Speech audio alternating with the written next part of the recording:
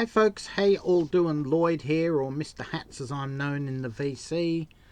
So today I'm going to jump on another thread. This is the 7-inch vinyl / singles tag from Chris at Record Talk.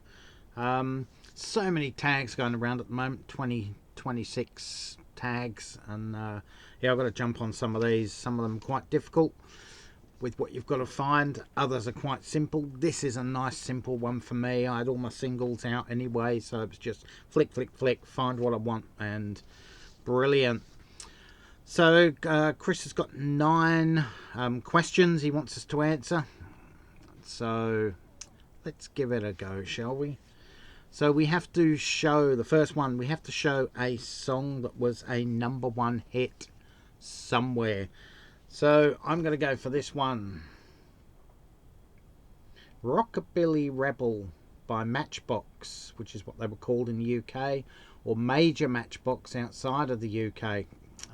This was a #1 hit in New Zealand in, when was this? 1979, I think. 1979. So Major Matchbox were a rockabilly group, rockabilly revival group. There was quite a few of that sort of stuff happening around 79, 80, 81. You had Stray Cats, you had Shakin' Stevens, for example. Rocky Burnett was another one. And these guys, this is a fantastic single. My dad's got their album. The album's not that great, but this single is a standout. So Major Matchbox, Rockabilly Rebel, #1 hit in New Zealand. Probably sold 50 copies to get to #1 in New Zealand back then. Second question / prompt, show a 7-inch single from when you were a teenager. Well, one of my favourite singles from when I was a teenager. It's this one, Karma Chameleon by Culture Club. Absolutely brilliant song. They had a period of, I don't know, 2 or 3 years there. 3 years, maybe 4 years, where everything they turned to gold. Do You Really Want to Hurt Me, Time Clock of the Heart. You had this one, you had Church of the Poisoned Mind, It's a Miracle, I'll Tumble For You, Victims. Absolutely brilliant stuff. Brilliant stuff. But yeah, I decided to pick this one, Karma Chameleon. Third question, show a record by your favourite artist. Well, one of my favourite artists, I'm not going to show my favourite artist because I've mentioned before that this year I'm going to do a video or series of videos gradually going and working their way up to my favourite artist of all time. So I don't want to give that away not right now, but one of my favourite artists who will be quite high in that list is Willie Nelson. And there's his single, On the Road Again. Brilliant single from the soundtrack to Honeysuckle Rose. There you go.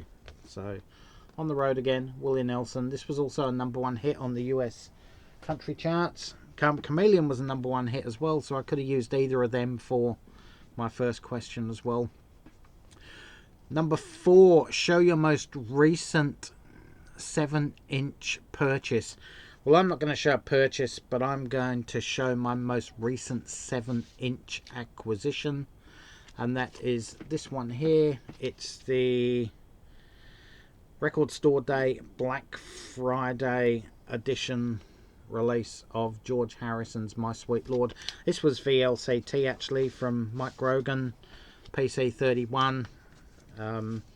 Yeah, absolutely brilliant. I love George Harrison. He's my favourite solo Beatle. And this one's also on sort of clear, opaque vinyl, which is also my favourite colour. I don't know if you'd call clear a colour, but it's my favourite vinyl as well. And it's really heavy. So yeah, there's that one there. It's my latest acquisition, 7-inch vinyl. So thanks, Mike. Thanks for the VCLT, mate.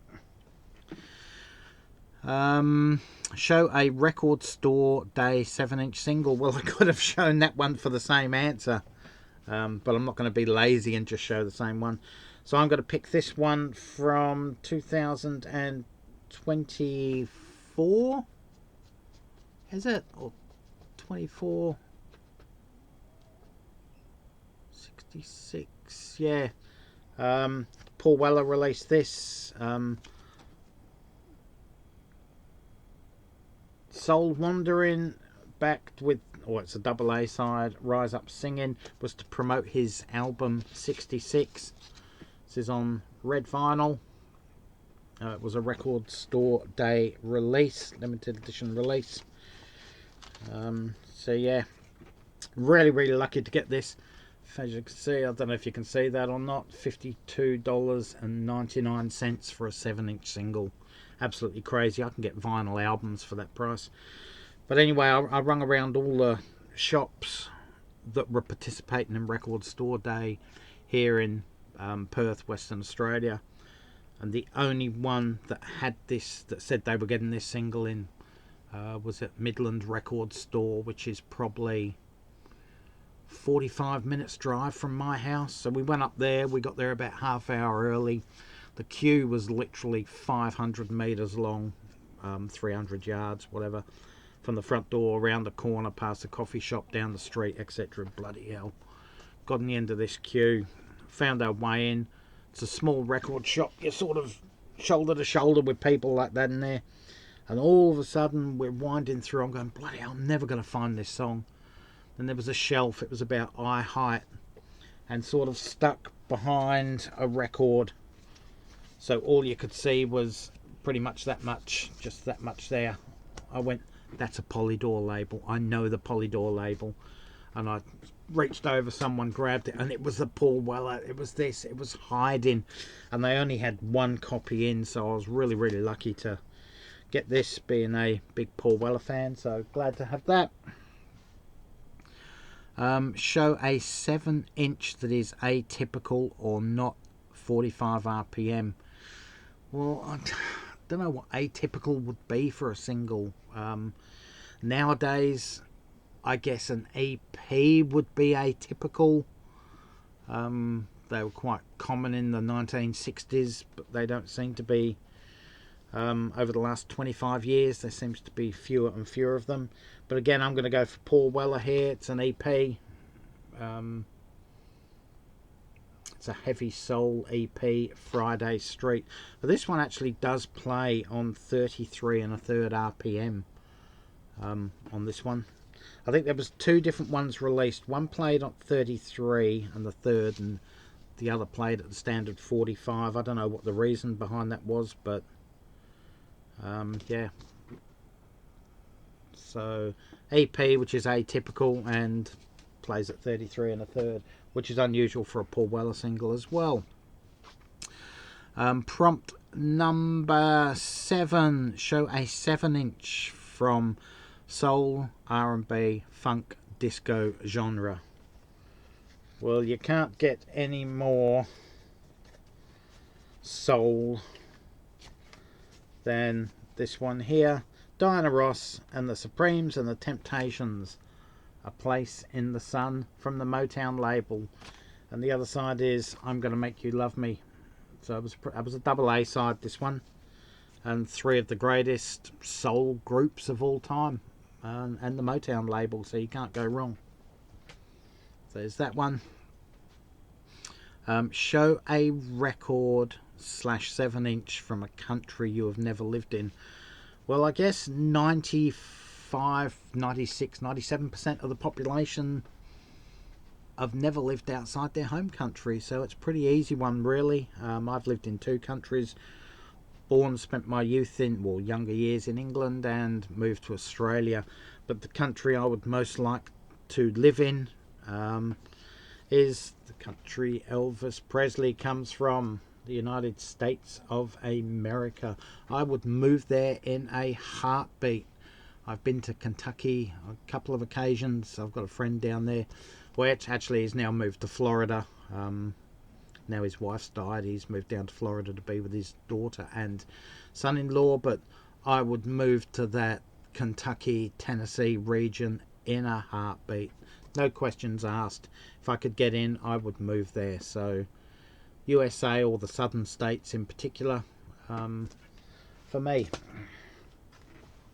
Show a bootleg single or a Beatles record. So I don't think I have any bootleg singles. I have a couple of bootleg albums.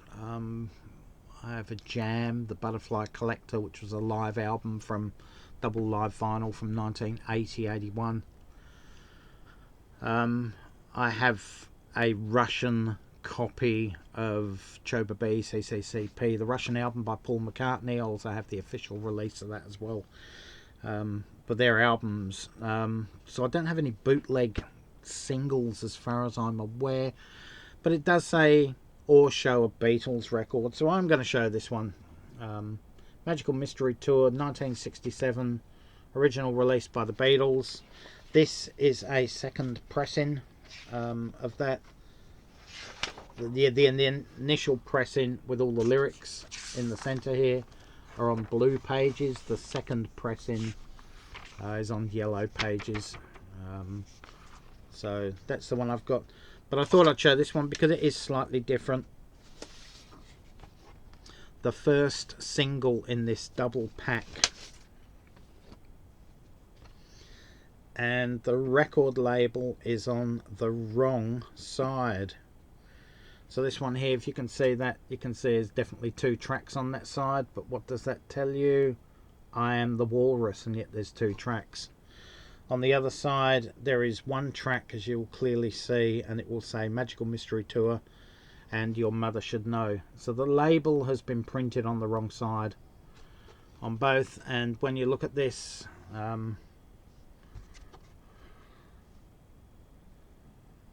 hasn't been cut properly.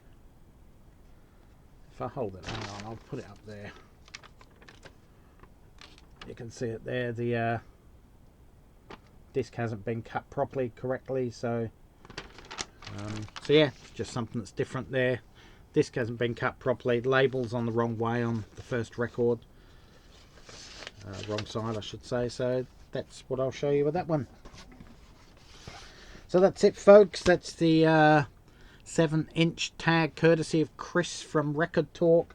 I'm sure he'd be happy if I decided to move down to Kentucky way, because I believe he's in Western Kentucky from memory, from a discussion we had a while ago on my previous channel. So I guess I could go down there and see Chris if I move down that way, which I totally would love to.